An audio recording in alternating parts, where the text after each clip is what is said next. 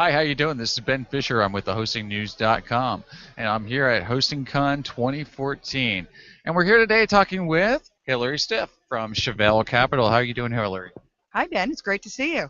Definitely great to see you. You and I have been around the industry for a long time, but your story really hasn't been told, and you haven't been able to really get to talk to people who are up and coming in the industry.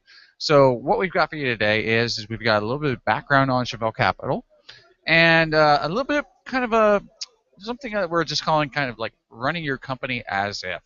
So we'll get to that in a little bit. Let's first, Hillary, let's get started with some background. How did you get into the industry? I think you started back in '97 actually with Vario, right? So how did you kind of grow from there into the hosting industry where you are now, where you've completed over 250 transactions just to date in the hosting or hosting related industry? Give us the scoop. Well, first of all, Ben, I think you may have called me a dinosaur of the hosting industry, but that's probably accurate. As you mentioned, we got started in 1997 with Vario. We were helping them on their East Coast ISP acquisitions.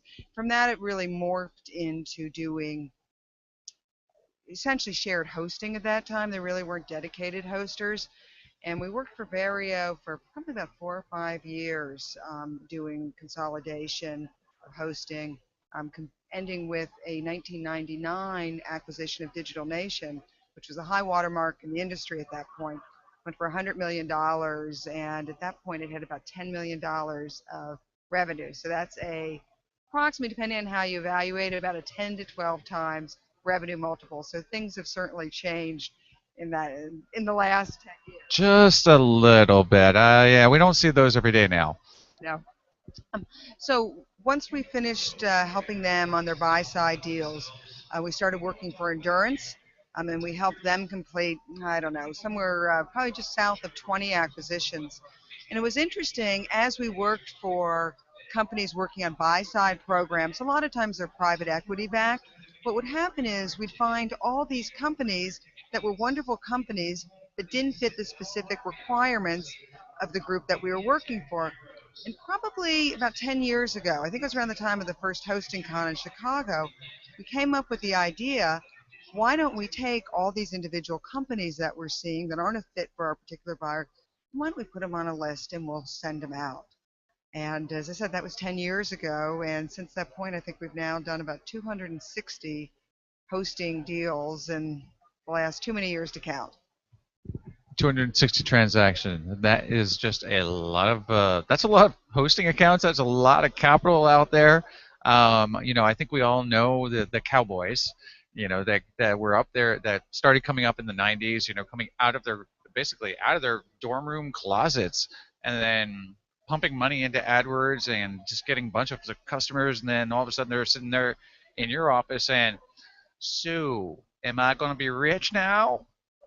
And but before we get into that kind of story, into that story of yeah of hosts, um, what is your take on the industry? Being that you've been doing this for in excess of 10 years, what is your take on the industry then and now? I think we love the people in the industry. And as you mentioned, it's very interesting because I can't think of another industry where you have so many people that started with an unorthodox business background. They weren't in a management program. They didn't start off as a salesperson for a company.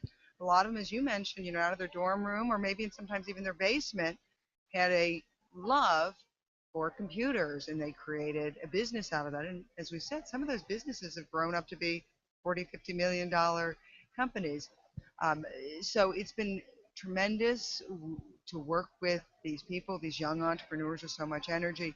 And I think probably the major difference that we've seen is maturation of the industry during that time period. You know, in the go-go days when it first started, I mean, you didn't even, I was going to say only had to answer the phone to grow, but a lot of them didn't even have a phone. So you only had to answer email. And as the industry has matured, we've certainly seen changes. Um, at this point, I think one of the things that we've seen that's happening that's a pretty dramatic change is it used to be as you'd have new entrants coming into the market, they'd start off with the registration of their domain. And at one point, those initial points were not particularly good at offering hosting products and services and the support of keeping those customers. They did domain very well, but that was about it. So that I'd consider that kind of the spigot of new customers going into the industry. And what you'd see would happen is they'd register their domain and then they'd go on and find hosting. But now, over the last couple of years, with Weebly and Wix and Web.com and GoDaddy, they've really launched tremendous products and support for these customers and are paying a lot of attention to them. So those new customers we see are starting with the registration or the free website, but because they're being treated so well, they don't churn from there, so they stay there. So it's a little concerning. Unfortunately, the rest of the industry sometimes is trading the same customers back and forth, which isn't that productive. So that's a change that certainly made it much more difficult for a lot of the hosters out there. And while we were used to seeing those kind of hockey stick revenue jumps, now unfortunately, flat is kind of the new growth or the old growth, however you want to. Hey, flat is the new in. There you go. Yeah, and we're telling people a lot of times, you can run a good company now and still have flat revenues, and it's just we're in a different industry, not a different industry, we're in a different market than we used to. Right. The marketplace has changed. I mean, we had huge accelerated growth basically over the past 10 years. There's no way that's sustainable. There's just not enough people to buy the services, really. Like, I think is what it comes down to. Like you said, they're more kind of like swapping back and forth. And then you've got the big brands, of course, that own like multiple brands, and they're just swapping back and forth between their own properties. So actually, that's got to be kind of interesting to see that on the background. But so, let's talk about really quick, like, yo, Sorry, if I can just add one thing.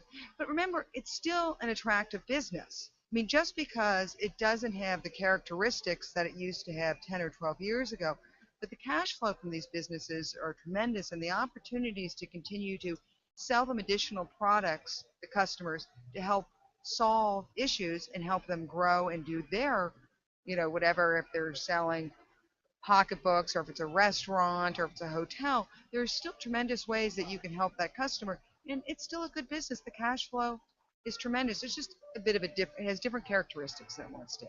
yeah, I'm totally agree, 100%. Um, so let's talk a little bit about. Well, actually, before we get into how to not make a deal go wrong, um, what was your most amazing deal?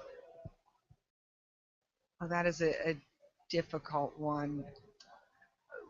You know, I think probably it's not necessarily the one with the biggest purchase price.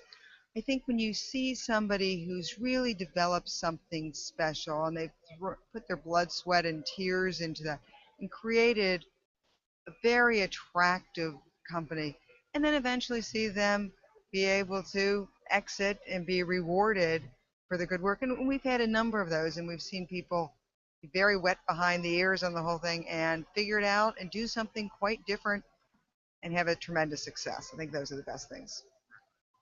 And we've kind of been talking about the Cowboys, right? And the dorm rooms and the basements.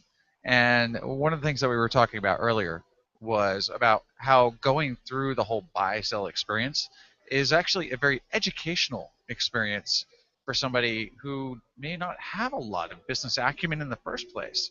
And now you come from a CFO background, so you're kind of schooling people as basically kind of like, hey, by the way, you need to track your customer growth, or how much you're spending on marketing. What's your ARPU? What's your EBITDA? Um, so let's talk a little bit about that, about the whole learning experience, that people go through. You're going to make me jump on my soapbox. This is something I feel religious about or passionate about. And I think we've said from the very beginning that some people view the concept of metrics and understanding their business as something they do when they want to sell. It's something you need to do to run your business. You can't make educated decisions about buying servers, marketing programs and spend, even additional employees and a geographic expansion, unless you truly understand both the potential projected revenue impact from that, but also the cost. And it's one thing to do that initial work, but you need to track it. And it doesn't need to be anything particularly sophisticated or fancy.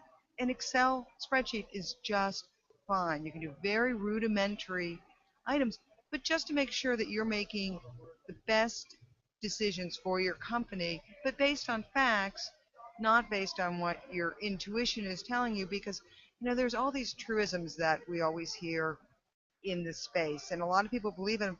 But it's interesting, every once in a while somebody actually runs the numbers and finds out that it's not true. And I could bring these up and I would probably be stoned because everybody believes them, but I certainly have fallen uh, victim to them. There's a concept of free website hosting, and everybody thinks, well, if we try to convert them, even if we dramatically underemphasize this or whatever, we're still going to get 15% or whatever. But there's lots of people who've done it, and they really don't convert any, and that's just shocking. The other concept is, on some bases, they always believe that it's their customers and they can cross sell up the stack. It makes total sense. You would believe it also. But sometimes when you evaluate it, they realize that the customers really don't, which is totally counterintuitive. And I'm just bringing those things up because it shows you need to test some of your beliefs to make sure that's actually what's happening. I know it makes sense that it'd be happening, but sometimes you may find out that it's not. Well, I mean, you mentioned two things there. Number one is the free hosting model, right, which was very popular with some very large brands that have been sold, and really helped them build their hosting business. But the other thing that you said there too was the aspect of upselling on the stack, right? What was the 2009, 10, or something like that was when a lot of these ISVs started coming into the marketplace.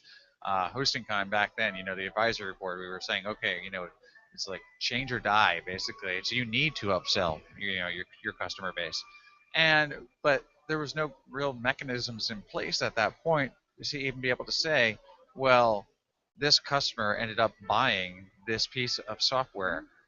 So it was, you're right, it was 100%. It was like a guesstimate. Like, yeah, it's, 30 out of 100. No, So, how do you deal with that? Or, I mean, has that killed deals for you? I don't think it is killed deals. In fact, I think sometimes there got to be a feeling that if you weren't migrating up the stack, you weren't worthy in some ways. But I think the goal of everybody needs to be to do the best job serving their customers. And whether you're selling high-end managed complex solutions or you're selling share, there's still a lot that can be done with that base. And this is interesting and maybe a little bit of a non sequitur, but we always get asked questions about what we should do to prepare to sell. And there are a number of things that you can do to prepare to sell. But specifically, what the question is, should I lease this equipment? Should I start selling this product? And you really need to run your business as you said earlier, as if you were going to continue to run and own it, because there's so many different buyers and sellers out there. You can't paint yourself for one particular buyer. You don't know who's going to be in the market and when they're going to be in the market. So I think that question of, you know, does that change things because you can't go up the stack? No, there's a ton of people that want to buy simple shared hosting and also a ton that want to buy colo. So you can have a great business at any space or segment.